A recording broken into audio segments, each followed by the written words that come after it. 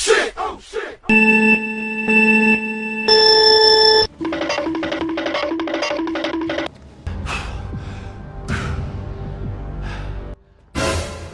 Hey, Teddy.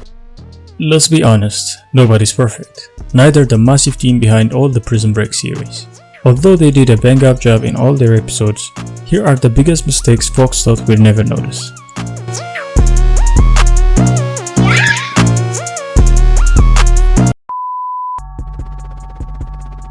The helicopter. Company operative Gresham Morgan kidnapped LJ to force Michael in helping James Whistler escape from Sona. But in season 3 at the end of episode 8, the company decided to do it themselves with a helicopter and a ground support team, without Michael knowing. When the helicopter arrives at Sona, Whistler was at the top of the roof and jumps on the ladder of the helicopter. However, Michael jumps on Whistler and there were many people killed during the attempted escape. In the shot, Scofield and Whistler are clinging to the wire from the helicopter.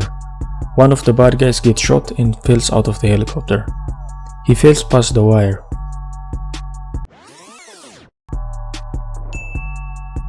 But there is no one hanging off it. But in the next shot, they are still hanging onto the wire. Michael's date of birth. What is Michael Scofield's correct date of birth? On the form he fills out at Fox River in season 1 episode 1, he writes the 9th of August 1978. But on season 4 episode 17, when Link finds a photo their mother left for him, on which she is pregnant with Michael, he said, "It's been doctored." Michael was born in 76. It's been doctored. This is a 78 Zephyr. Michael was born in 76. 78 Zephyr. Michael was born in 76. But it doesn't stop there. Finally, in season 4 at the very end of episode 22, written on Michael's tombstone, saying, Michael J. Scofield, from the 10th of August 1974 to the 11th of April 2005. So we have 3 birthdays. Scofield believes he was born on the 9th of August 1978, Lincoln believes he was born on 1976, but according to his tombstone, he was born on the 10th of August 1974.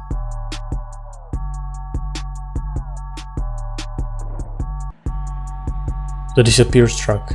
In season 2, at the very end of episode 3, Michael and Lincoln are escaping from the FBI, and they started their journey to Mexico. But someone discovered their location. The 2 prison guards, Bellick and Gary, are working together for the reward money for the capture of Michael and Lincoln. In the next episode, episode 4, we start with a car chase. While Lincoln was driving, Bellick and Gary started ramming Link's vehicle to run him off the road. During the car chase, Bellick's car swerves to avoid hitting a truck as they go over a bridge. The next shot is in front of the cars, and in the background, you can see a bridge and a stretch of road behind it. But the truck has vanished.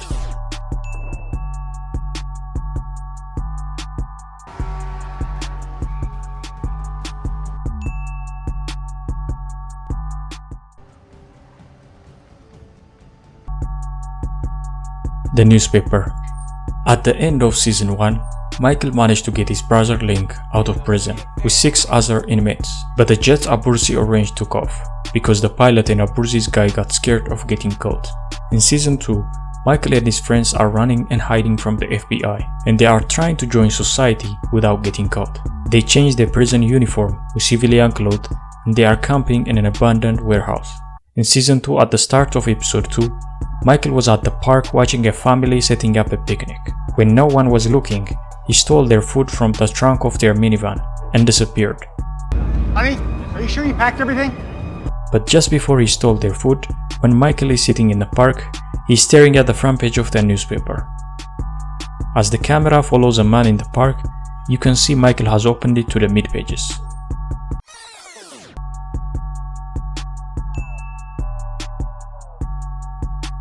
But in the next shot, he's looking at the front page again, before opening it another time. Michael's correct date of death. On the tombstone at the end of episode 22 season 4, Michael's date of death is the 11th of April 2005. But in season 5 episode 1, when Link goes to the graveyard to visit Michael's grave, his date of death is the 11th of April 2010. It is also a different grave from the original, as the original was in South America beside the beach, and here we are led to believe it is in New York. And again, on Season 2 Episode 18, the date of death on the headstone of Sarah's father, who died way earlier, is the 1st of June in 2005. Whereas Michael's tombstone says the 11th of April 2005. That means Michael's death is before Sarah's father, which doesn't make sense. Because if the start of the show Michael dies 51 days before the governor's death, the rest of the series shouldn't have happened. The chair. In Season 2 Episode 9, T-Bag goes to his girlfriend's house, but his girlfriend Susan Hollander and her kids have moved out in a hurry. Susan found out one of the escaped inmates from Fox River was T-Bag, so she moved out of the house before he finds her. When T-Bag gets in the house, he noticed the house was recently abandoned. While he's looking around, Bellick snuck up on him and hits him with a sandboard. T-Bag was knocked out. When T-Bag wakes up, he was tied to a chair. Bellick started talking to him. On the scene when Bellick pulls up a chair to sit down in front of T-Bag, he pulls the chair out and starts to sit down. The chair is backward, but in the next shot it's facing T-Bag.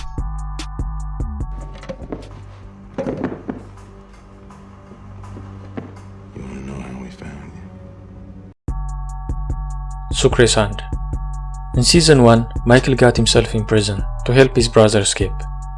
His plan started in his cell by digging behind the sink. That means Sucre must be a part of the escape plan. Before he asked Sucre if he wanna be a part of the escape plan, he wanted to test Sucre if he's gonna snitch under pressure or not. So he showed him a phone and asked to not tell anyone. But Bellick got a tip and pressed Sucre to tell him about the hidden phone and threatened him if he doesn't talk, he will be thrown in the shoe. Sucre did not talk, so he got thrown in the shoe. In Season 1 Episode 3, Sucre got out of the shoe and back to work. He asked Michael for the phone so he can call Mary Cruz. Michael gave him the phone, but Sucre noticed it's not a real phone. It was made of soap. He broke the soap phone in half and asked, "I lost my conjugal for this?" On the scene when Sucre breaks the soap phone, his hand changes in between shots. In long shot, his hand looked normal. But in close-up of his hand, when he breaks the soap phone, that was not Sucre's hand. That was a white man's hand. Sucre has tan skin. Queen's wound. In Season 1 Episode 11, Veronica and LJ are hiding from the company in a cabin. But LJ made a mistake and the company agents figured out their location. To catch Veronica and LJ, the company sent Agent Quinn. After Agent Quinn located the cabin, he pretended to be in a car accident by scraping his face and dislocating his own shoulder to appear helpless. In the shot when Quinn was scraping his face with glass paper, we can see he's scraping the right side of his face. On the upcoming scenes, his face wound switches sides from right to left between shots. After Veronica and LJ escaped from Agent Quinn's captivation, Agent Quinn chased LJ through the woods with a gun, and Veronica started looking for LJ when she ran into Agent Quinn. Quinn's face wound switches sides from right to left between shots. After the scene Veronica was looking for LJ, we see Quinn's wound on the right side of his face.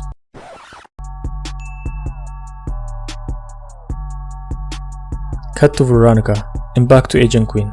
Second time we see Quinn, his wound was on his left side. Quinn's wound goes from the right side of his face to his left side and back. Abruzzi's body. On Season 2 Episode 4, Abruzzi met up with his family and together they planned to catch a cargo ship to Sardinia. Before he and his family could leave, Abruzzi was informed that Fibonacci was staying at a motel outside of Washington, D.C. However, it turned out to be a trap set up by Agent Mahone and the FBI in an attempt to recapture him. Brazenly, Abruzzi walked out of the motel room with a gun in hand. Mahone stated that Abruzzi was to lower his weapon, stating that the agents surrounding him are serious guys and they have instruction to shoot at the first sign of aggression. Just as Abruzzi raised his gun in his final stand, Mahone took cover and watched as the FBI team riddled Abruzzi with bullets, killing him. When Abruzzi is shot, he falls backward and lands with his head pointing towards the wall of the motel. Cut to the FBI agent, and back to Abruzzi, and now he's lying the complete opposite way, with his feet pointing towards the wall.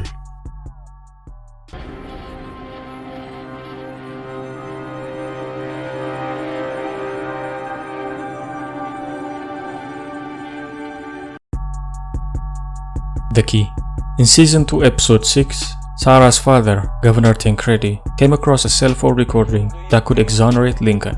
The recording is a conversation between the US Vice President, Caroline Reynolds, and her supposedly dead brother, Terrence Steadman. After Terrence Steadman was announced dead months ago by a fatal gunshot wound in the parking lot, Governor Tancredi hides the evidence in his locker. The company agents figured out that Governor Tancredi have the evidence, so they killed him and made it look like a suicide. In the next episode, episode 7, when Sarah's dad is found dead, Sarah pulled him. So his body dropped on the floor and his locker key fell out and Sarah found it. Michael and Sarah figured out the key is for a locker in a private club. In the prison warden, Henry Pope is a member of this club. Michael found Henry and convinced him to get him whatever is in that locker. On the scene when Sarah showed the key to Henry, the key is different from when we first saw it. Second time we see the key, it is bigger and have a square head. As you can see, they are different. So there you have it. Those were the 10 biggest mistakes in Prison Break. Big deal. We've got the most watched show on air. Which are very minor.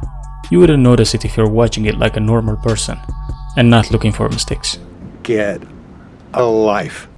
Don't forget to leave a like and join our community by subscribing. Do it!